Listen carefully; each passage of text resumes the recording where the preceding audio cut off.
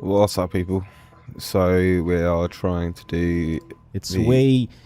Suellio Almeida Consistency Challenge #1. I haven't tried this yet. I do know this track. I don't really know the car other than an oval, so it's gonna be interesting. Even just looking at his inputs, if it seems like it's quite technical A little to go bit. quick. You can see Just this show you the is pretty braking. close to the car. So I like Okay. using references that are close to the car. I haven't gone through this video yet. I've just seen. I think it might be the outlap he does. Yeah, look at that.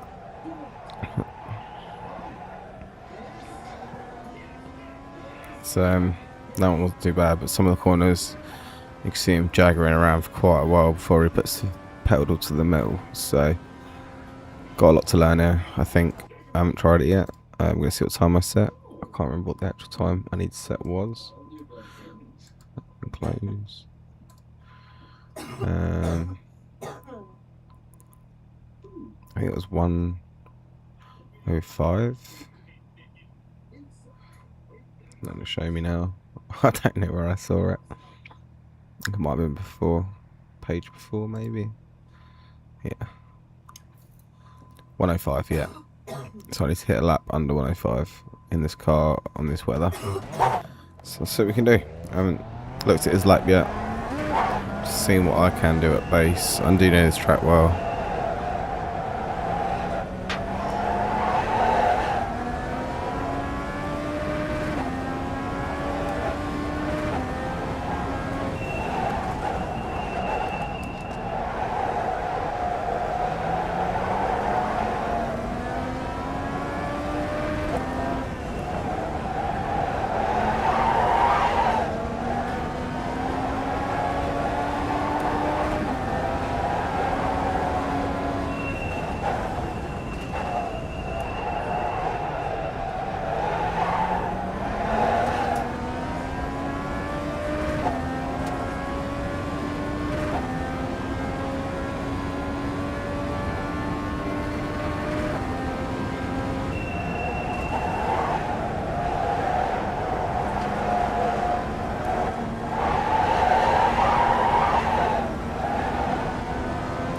I lost a lot of time there on the first lap.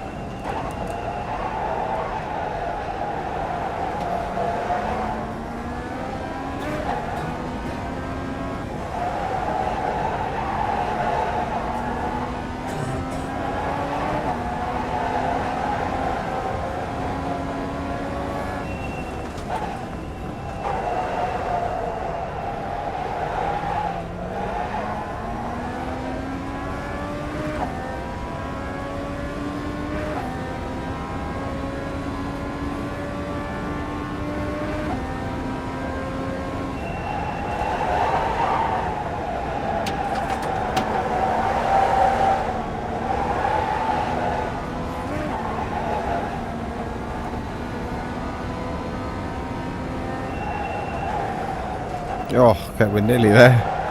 We need to send 10 consistent laps at that pace.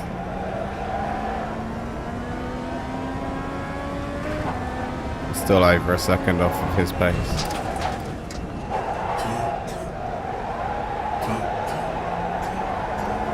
Take that for a first time though.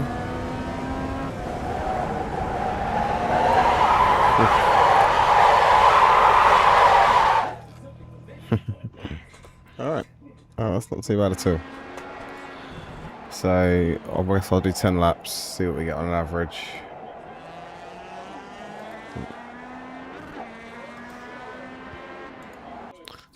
Let's see if we can at least get the optimal to a half decent time.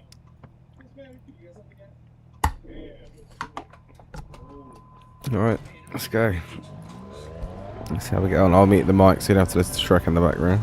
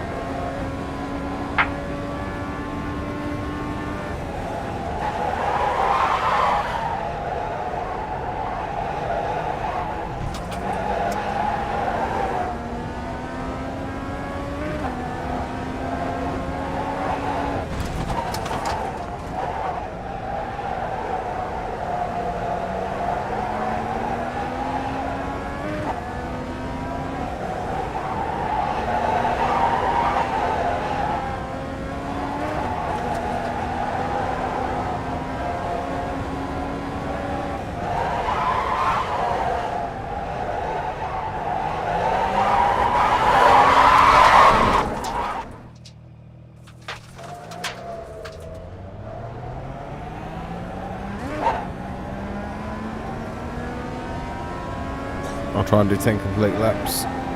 So I'll probably do 12 if I don't mess up again.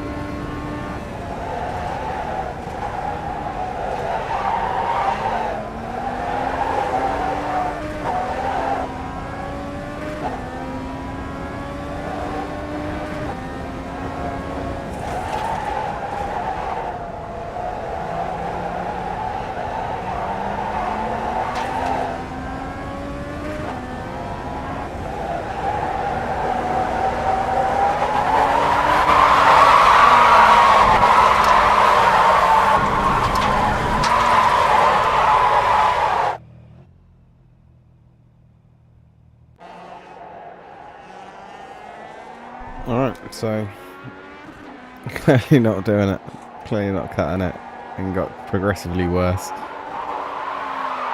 as we went on. So yeah, we'll watch Suellio Almeida, see if it improves.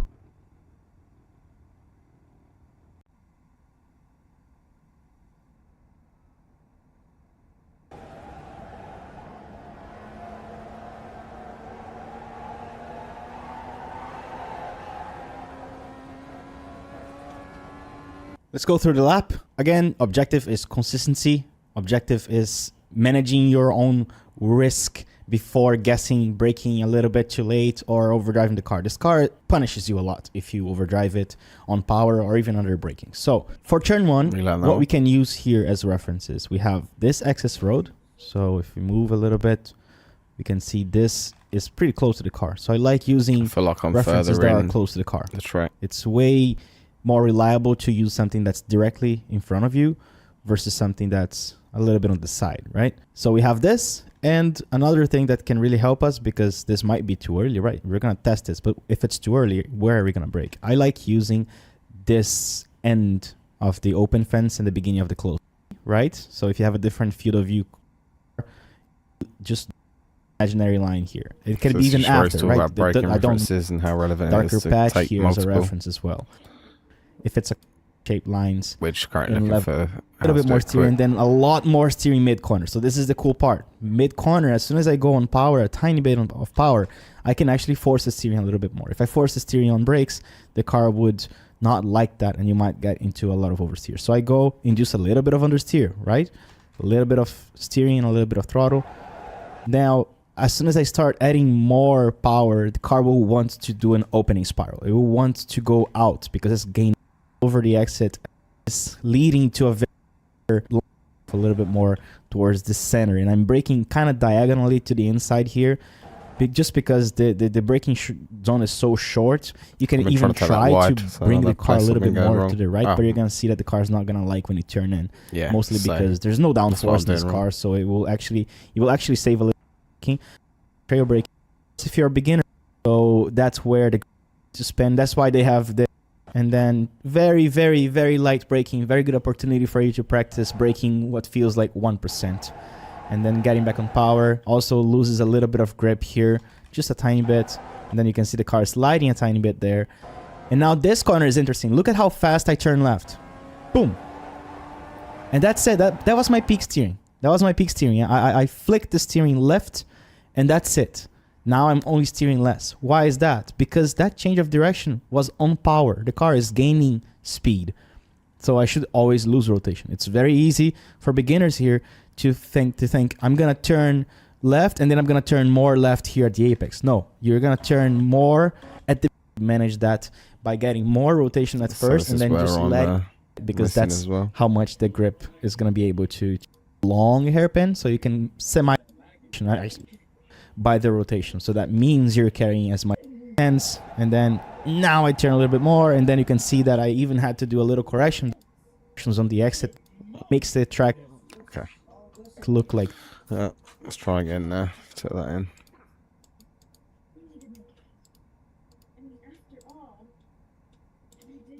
Because I know the track quite well, so I just wanted to see what he was doing and how he was doing it. Didn't have to go through the whole thing. I will do it at some point, but.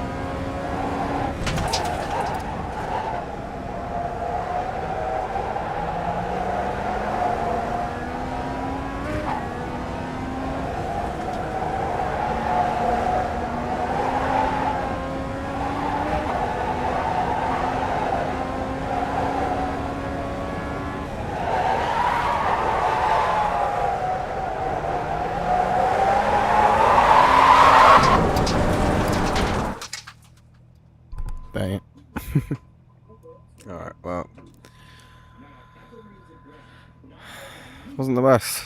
We're actually hitting already in that little bit of time what we need to hit. 4s and 4s, 2 in a row, and then yeah, downhill from there. Got another 4 there. So yeah, basically the goals hit 10 in a row. Feeling pretty confident about our first run. I feel like we can definitely do it. We definitely know what we're supposed to be doing. Fast and consistent.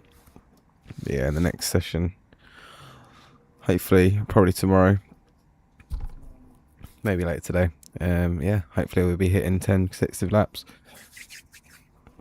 Be on to the next challenge. So anyway, it's been a pleasure. That was not bad for 20 laps.